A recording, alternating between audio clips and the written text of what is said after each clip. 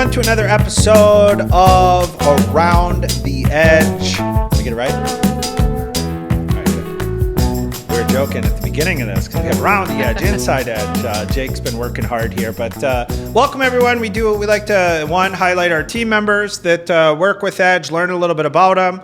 And then also just share what their successes are. So today I still want to call you Grace Camarillo, but it's no longer that. It is not. Right? No, and I think you even when you even had your email, your married name, even beforehand, which, I mean, that's how you knew you were committed, right? I figured I'd get it out of the way early That was one of the hardest things because I couldn't imagine as a woman having to change your last name. But Grace has been with us now. It's probably coming up close to a year, isn't it?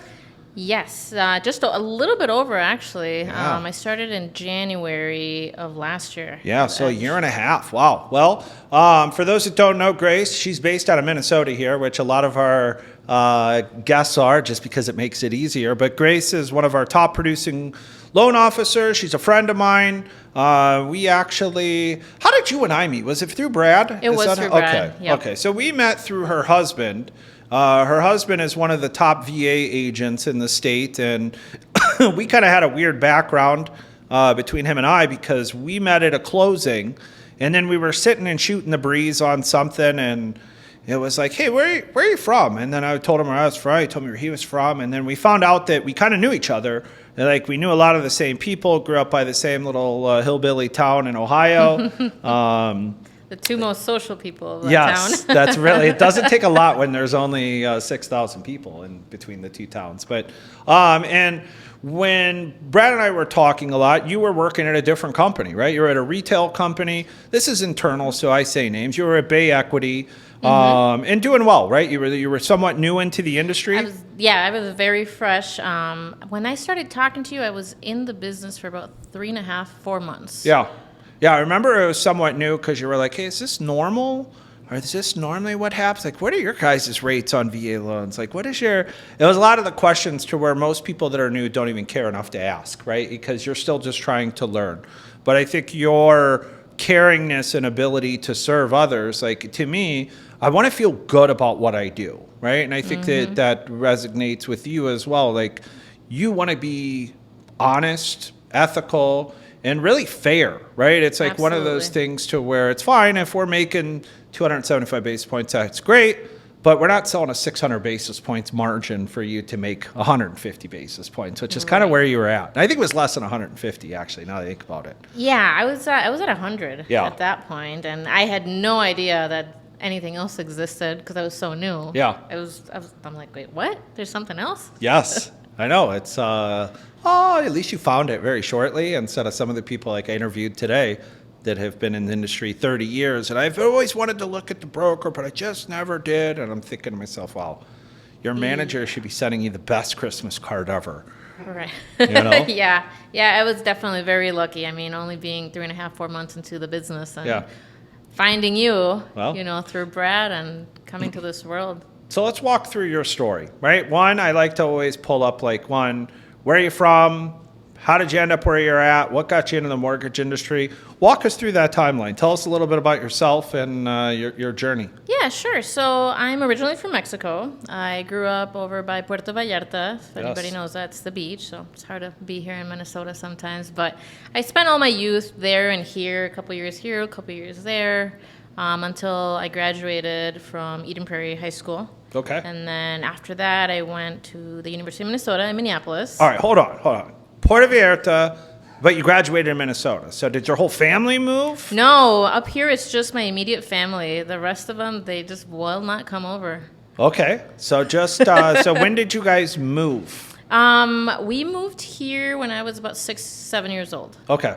All right. So you've been in Minnesota for the majority of Yep. And I do like first, second grade here, third, fourth over there, fifth, sixth here. I know that sounds crazy to everybody. It's a hell of an immersion program, though. But my family is big into bowling, and I did not want to grow up not being able to speak and write English or Spanish proficiently because I knew that was going to be with me the rest of my life. Okay. So went to Eden Prairie.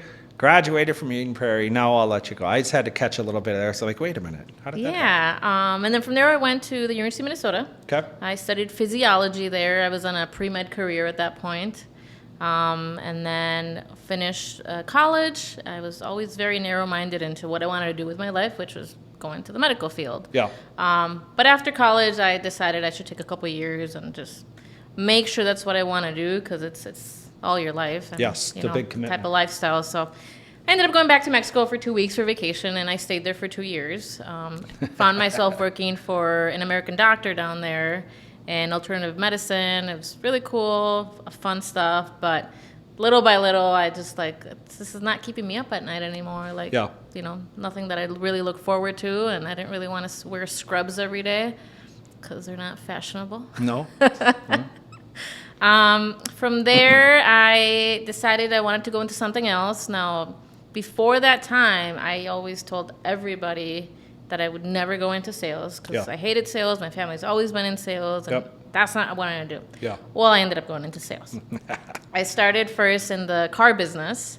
I was like, well, what should I do? My brother was like, oh, you should go sell cars. And I'm like, all I know how to do is pump gas into a car, right? Like, how am I going to sell cars? He's like, you can do it. I'm like, okay, whatever. So anyways, he introduced me to somebody else, and then they're like, yep, you're hired. Learned a lot. I started doing really good. Where? Park Jeep in Okay. Burnsville. All right. After about 7 months, I was beating the top guys there. Yes. And I'm like, that's what you do? Okay, I can do that. And it's like Answering you your start phone, being- hard work. Oh yeah, answer your phone. That's a big one. Yes. Get back to people. Deliver what you said you would. 7 months into that, being a top producer there was an opportunity that came in to do finance at the dealership. So that's when I transitioned into a management position in finance. Yeah. And I did that for about 5 years between that dealership and 2 other ones Okay. in the Twin Cities. And it was then that I met Brad at that time. Did he come in and buy a car from He there? did come in to buy a Okay. car. So that's how we met, if everybody was Sweet wondering. talker. Thankfully, he bought everything that I offered him, so that was cool. I'm sure he did. No, I'm sure he got the extended warranty as well. Anyways, at that time, I was already like, this is not what I want to do long term. So I was Yeah. already starting to think of different things. And I knew I wanted to go into real estate way before. Yeah. As far as like owning properties, rental of something, I just didn't know where to get my foot in the door. Yep. So that conversation sparked a lot. And I eventually ended up getting my real estate license. Okay. I was doing real estate for about a month because I was like, it's not my thing. Yeah. I just don't think, I'm like, what about loan officer? What's the other side? Because I think relating it to the car business, I'm like, well, car sales seem to me more like the realtor side, and then finance management seemed to me more like the loan officer 100%. side. So then I talked to somebody, I got introduced to the branch manager for Bay Equity, and very smart lady, and I was like, well, how do I get into this? I know nothing about it, She's like, just do it, and we'll go from there. Week later, I got my license. 2 weeks later, I started working. Just told my friends and, my employer, I'm like, bye.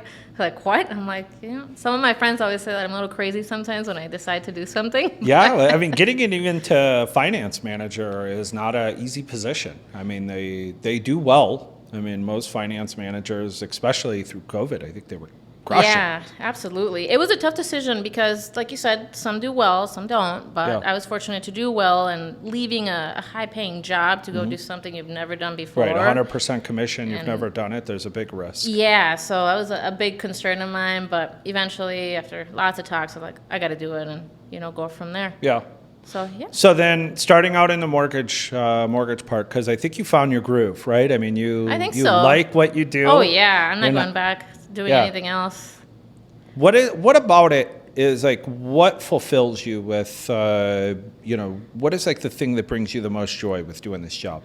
I think it's a lot of aspects. On a professional level is being able to help people purchase their first home. Yep. To me, always meant a lot to help people purchase their first car. Yeah. And now it's like, oh, now I can help them purchase their first home. The teaching aspect of it has always been really cool to me. I always tell my friends, and we always have conversations, how you don't learn about finances in school. I got through college, graduated, did all the hard classes. Not once did I get talked about finances. No. So sometimes it's cool to get the opportunity to talk to clients about that, and, Yep. and they learn so much and are so appreciative. So that part's one.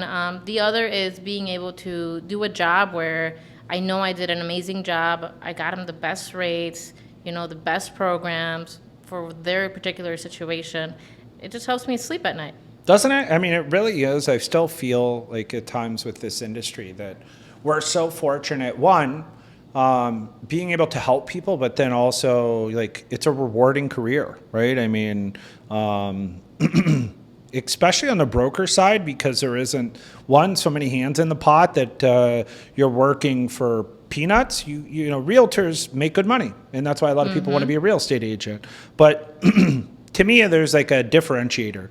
I had my real estate license, and it's like, okay, what do I want to do? And I think on the mortgage side, you can actually serve more people effectively than on the real estate side. It's like, okay, you can do 4 or 5 transactions a month on the real estate side. Yes, you're killing it, but you kind of cap out there. Unless you do a team, or I mean, there's other people. I know there's some agents that your husband does a ton of business, right? There's months where he closes 10 or 12 a month, but that's not normal, right? No, I've seen him close up to 20 in a month, and it's just insane. But he's just gotten so good at automating what he does that he's able to do that, because I still haven't seen somebody that can do such a good job and still have time, you know, for the home life and all that. But like, you're right, you can only go so far, and you only have so much time during the day. You can only drive so far as a real estate agent, so that's a huge one. You know, whereas mortgage broker, you can reach out to as many 100%. people. You can work from anywhere, different. and you're not having to drive people around. That was the other part I didn't like. I didn't like having people in my car. I don't know why, but it was like, I don't know, maybe every now and then like a friend, it would be cool, but outside of that, it was like... So they're like, yeah, are you coming to pick me up? I'm like, well, we'll just meet you there. Oh, okay. You could just tell. Like, they wanted to ride with you. Yeah, and like, no. You're like, well, you better be used to fast speeds now. And then on the personal side, I think, so ever since I was 15, I've been working, you know, going to school, working, weekends, college, all that. In a dealership, we had 2 days off, you know, one in the middle of the week, one on Sundays, but you were always in the middle of the week. And there was zero life balance. And now it's like, I can make more, I feel better about what I do, and my work-life balance is as amazing as I want it to be.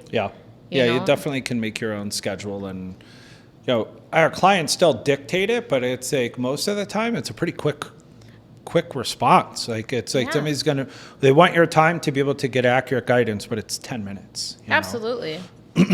So for you, coming from, you know, obviously you got to experience retail before you came to the broker side. What are some of the things that like make you, I would say, like, do you feel grateful that you're on this side of the channel compared to the other? Like, have there been any struggles? Like, what has your experience been with going from a retail loan officer to being an independent mortgage broker? Yeah, good question. So you probably don't remember because you talk to a lot of people, but I remember my first, you know, talk with you, and one of my biggest concerns was it just seemed like, well, this is a place for very experienced people, and it's like I've been in this for 4 months, and I've had my hand held pretty much on everything. And I remember I talked to you, and you said, I'm not going to hold your hand. So that was that, and then I took a day to think about it, and I'm like, screw it, I'm still going for it. And then you come on the other side, and you realize that hand-holding was actually getting in your way. It's like I've learned so much more, and one thing I learned a long time ago in the car business, doing finance, it's that it's not about knowing everything, it's about being resourceful enough to find that information. 100%. Because it's all out there. The tools that Edge has put out, everyone on the team that we're able to call, our partners, you know, like UWM, it's just amazing. And I think the biggest difference for me from retail, aside from that, moving to the broker side, was the control aspect, because I can be a little bit controlling and want to know where everything is going. Especially at the beginning when you don't really know what's going on. And it's your reputation. I mean, it's not like you have billboards flying or you're paying for advertising. It's your own personal reputation that's at stake. Absolutely. And so in the retail side, what would happen is I, you know, get a client, get them pre-approved, hand it off to the processor. They didn't really know what happened in that processing time in between that and underwriting. Yes, we could talk to underwriters, but I always had to really go through my branch manager first. And of course, at the beginning, they were going to be available 24/7. Soon I found out it's like, oh, I got to wait 4 hours to hear for something, and I'm just, you know, twiddling my thumbs. so much different here. Here you get your answers as many phone calls you want to make, and you always answer your phone. I mean, 99.9% of the time. And There's I'm a few still times you get a surprised voicemail. at that. If I'm on a bike ride, I don't answer my phone. But there's somebody always available to help you. And if a decision needs to be made quickly, structuring a loan, it's like I don't have to ask for permission. And No. that was huge to me because it put me in the driver's seat. 100%. And it helped me relate to the clients that I know what I'm doing. I'm professional. While we're having this conversation, I'm like doing all these numbers. It's like it just happens just like that. Yes. I do remember that conversation that you're referring to, because I like transparency. And it's like, yeah, if you need help, I will help you. But I'm not, like, you're going to figure out how to calculate income. You're going to, like, if you want help, I'll help you. But you're going to do it. And I remember when I knew that you had it, because, one, I think you called me and you emailed me because I was busy at the moment. And then I called back like an hour later. And you're like, no, I got it handled. And I'm like, yes.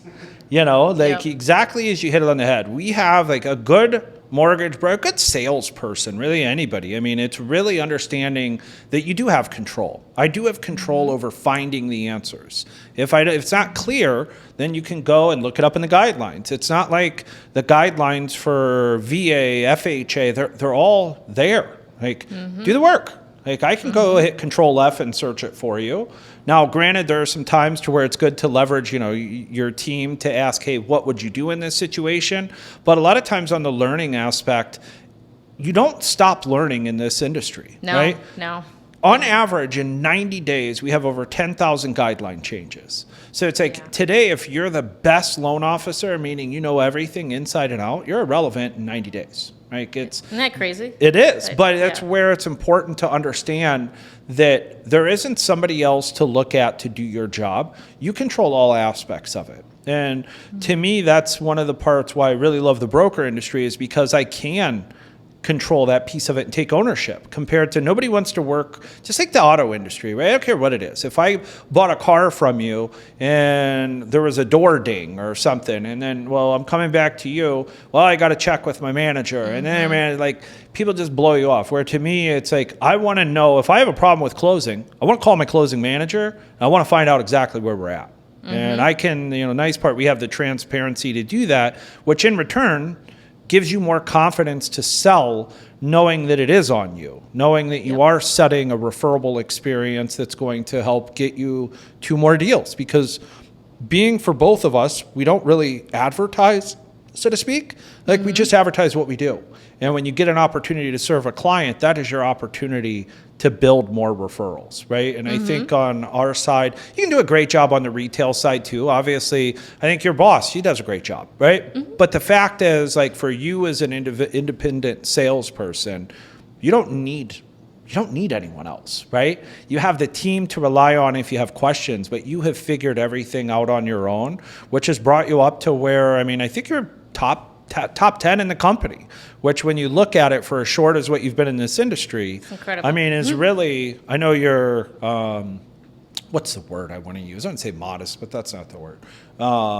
Anyways, you're very, like, low key about it, but you're really successful. Like, you're really doing it, and it's awesome to see, right? Thank you. No complaint. Never had a customer call and complain. I've never had anything other than you do a great job. You serve your clients, and you're smart. Smart enough to find the resources available. I don't care. Like, I wasn't a good student. You went to physiology and tried to be in medical field. I wasn't in my calling because I can't sit and study on something unless I know I'm actually doing something to fix it, Yeah. Like, I need an actual, if going to be a doctor was like, I'm going to work on bodies, and that's how you're going to figure out, it's not, They want to make sure you're smart enough for you to even get to that point. So on the mortgage side, it's a little different. Which came in handy when it comes time to reading guidelines, because I'm sure a lot of people fall asleep when they do that. Oh, just brutal. But yeah, you're right. It's like I can definitely focus and just what I really like, going back to your point that everything changes all the time. In the short time that I've done this, I found, well, this client wasn't approved before, but with this new rule, now they are. And it's like 100%. It's cool to stay on top of that and, like, come out as a hero. For somebody, give them a call 3 months later. Hey, we talked about it wasn't an if, but it was a when, and we talked about maybe a couple years down the road. Well, it's go time. now's the time. Yeah. Well, going forward for you, right? I don't know your age, but I know that you're a little younger than I am. You're still in your 30s. So what does the future look like for you? Like not only in this industry, but like your personal goals, right? I know you and your husband have bought a couple houses. You got into short-term rentals. You're achieving a lot of the dreams and goals that you had for yourself. The reason I ask this question is for me, I had a lot of those same dreams and goals, and then I achieved them. Right? And I think you're coming up to that stage in your life, and maybe I'm throwing something at you you're ready for, but to me, it's like the next phase of your life, like what are your goals, right? You are successful, right? You own real estate now. You have a good marriage. You have multiple homes. You have, like, what is the next steps for you? What are the things that you're driving for? I think, well, there's a lot of personal versus professional. On the personal side, we definitely want to, and we just click so well on all these things. It's like, it's never even a conversation. I know he's going to say yes. He knows I'm going to say yes. Yeah. It's like, it's more of like, okay, somebody needs to pull the reins and like, let's take a step back and before we move on to our next venture. But I think, like you said, we just got 2 properties, short-term rentals. They're going great. It was so cool to be on this side to like learn how these are done. Yeah. Because now it's one more thing that I can offer to clients as a means to making wealth, and there's a value add because you have the experience. Absolutely. And I've always been interested in stocks and saving and multiplying your money, way before I was in the car business. So I've always like, how am I going to diversify everything that I have? Yeah. So real estate was a big part of that. And cash flow, when it starts coming in, which already is, it's pretty incredible. It is. There's a lot of people that fail, but I think if you do good in this business, you have what it takes to be good at doing that. So we definitely want to have more of those. Eventually, we want to be able to have a place in Florida too, because everybody in this company has a place in Florida. Seems how it goes. Might be because of the 13% tax. Yeah. We're caught onto that pretty quick. We need to make that happen. 6 months and 1 day. I'll tell you, as soon as my daughter graduates, I will be a 6 month and 1 day citizen of Florida. Citizen, or what do you call it? Resident, yeah. Of Florida. But it's those conversations that you start talking about with people in this industry that like start opening up, ideas for you. It's like, oh, there is this, there is that. It's like, professionally, obviously keep originating and doing better and better every year. Now that the married life has settled a little bit, I think I can start focusing on that more. Yeah. We have a great, what is it called? Referral? No, it's not a referral. Recruiting program. Good. And I want to start doing that. I actually have an appointment with somebody tomorrow. Good. I'd like to see you start doing it because I think you're missing. I know. Speaking of cash flow and residuals, that's one of the Yes. things for you that I think would come very natural, and you have a good story to back it up. Yeah, I think it'll go well. I haven't done it. You say it, like you said earlier, I'm not like all out there, the most social person all the time. Well, compared to you and like someone like Brad, because you guys are just anomalies. But I think starting to do that, my goal is to have, at least one more realtor, one loan officer come on board by the end of the year, and then from there start growing. Long term, it'd be sweet to be able to get a 6-figure income of residual income from that. Yes. Good. It's like now that I'm thinking of it, like a short-term rental recruit. It's like, I think the recruit actually pays a little better, it's just, to be honest with you, and less maintenance.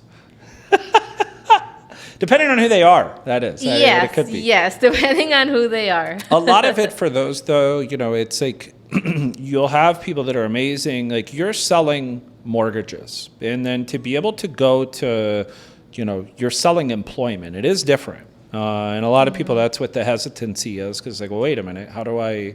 But I'll encourage you. I think you'll be great at it. It's just you have to do it.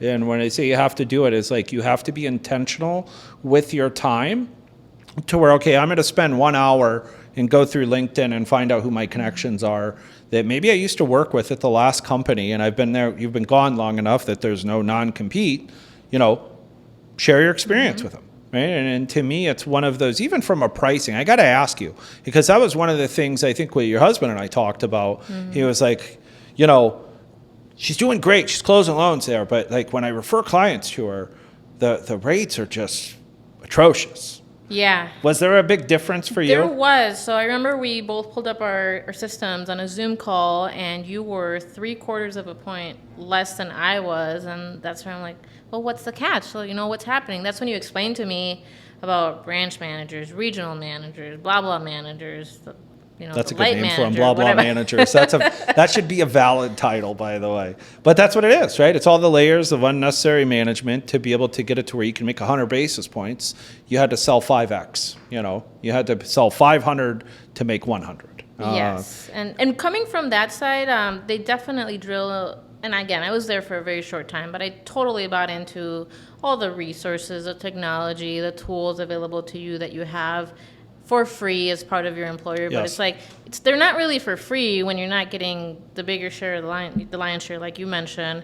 And you come to this side and you start realizing how much of that stuff you don't even use. Yes. And it's wasted. There's been a lot of conversations that you guys have had of using different CRMs, and it's if you're not going to use a CRM the way it's supposed to be, then why have it? Pointless. There's so many systems that I used to have that I thought I couldn't live without, and it's like, No, don't keep even it use simple. them. You're selling money.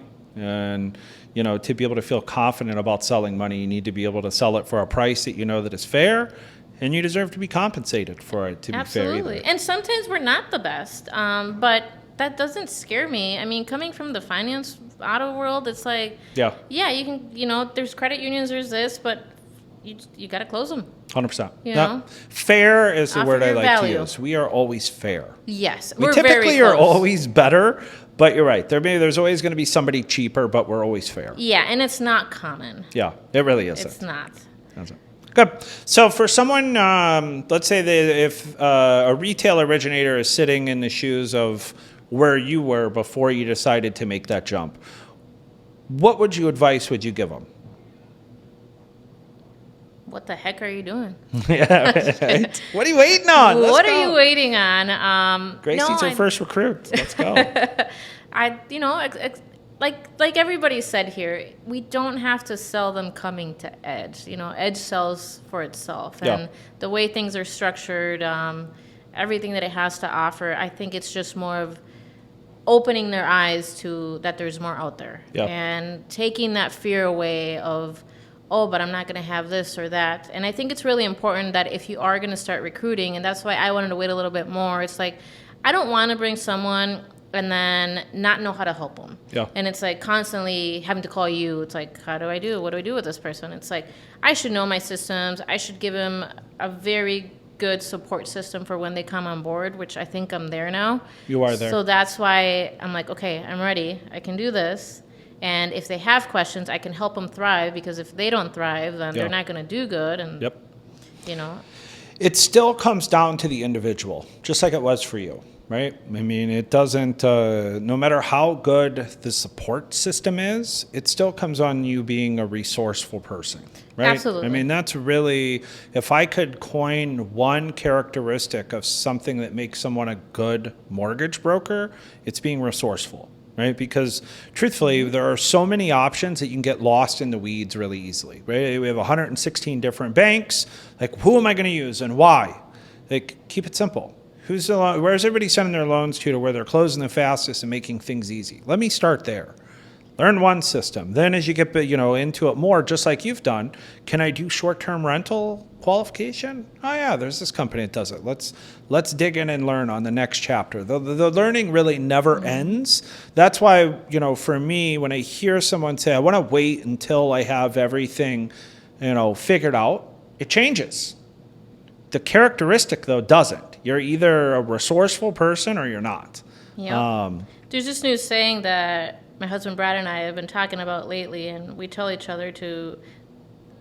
It came up a lot with the Air BnB actually, and it kind of shifted our mentality. And it was, don't let perfection get in the way of progress. Yes. And it's like we gotta constantly keep telling us. It's like, doesn't have to be perfect, but get it as perfect as you can, and then just go. Otherwise, I tend to find myself getting in the analysis paralysis, and I think a lot of people do that, and it's like you just stop it.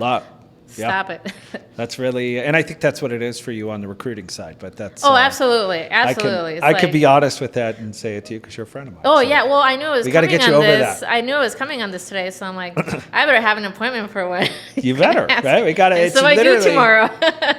Give me an hour a week and just dedicate the time to it. And before you know it, you'll find the same joy like we find in, it's great, yes, you get compensated for it. But as you know, like once you hit a level, and I know you and Brad well enough to know you're already there, like once you hit the level to where you have everything you want, that like money doesn't give you more happiness. Like you make $500,000 a year, great. Like $1 million doesn't make you any happier. Nope. Helping people though, and like to me, when we bring someone on, just like when I brought you on, like it makes me happy to know that you have a good place, that you're being treated fairly, you're able to serve your clients honestly and ethically, and I'll keep going back to the word fair, right? Like it's not, we're not gouging people, we're transparent. If we need to wiggle to make it work, then we wiggle. Like we always put our customers first before we worry about our compensation. And in a lot of places, you don't have that flexibility.